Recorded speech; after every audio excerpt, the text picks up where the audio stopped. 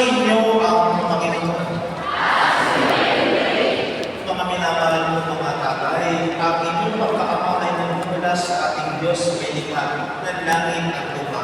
Noong kanyang ay padala ang kanyang anak na si Jesus Christus na ito, siya ay inaluga sa Jose. At tawa sa padalangin na sa Jose, ang Ama, ang Foster Father ng ating minamahal na Panginoon sa Kristo. Nawa kayo ay lagi ng basbasan at ibigyan pa ng maraming biyaya upang kayo ay magpapingkod pa sa inyong pamilya. Magsimulo ang lahat at kami ninyo ang pagpapala ng ating Panginoon.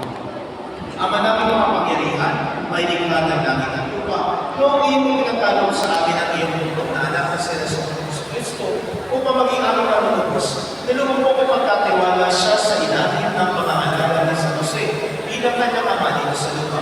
Pinihiling namin yung basbasan ang lahat ng mga ama at lolo na dito sa pagdirimong na ipamapagal na yung Palestina. Pagkalooban po sila ng nakasuot sa iba ng Espiritu upang kanilang kalinang may katapatan ng mga kanilang asawa, upang kanilang may pagulong na may pagtataga ang kanilang mga pamilya, at upang sila ay maging uwaran na magiging pamumuhay bilang mga kuskada.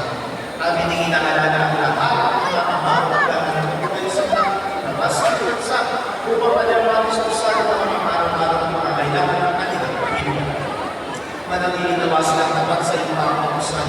Manangili nawa silang tapat sa kanilang mga salungang mararungan sa sabay panapasan at iagyaman mo sila sa anong buhay ng sabunan at karantaman sa pangakawa.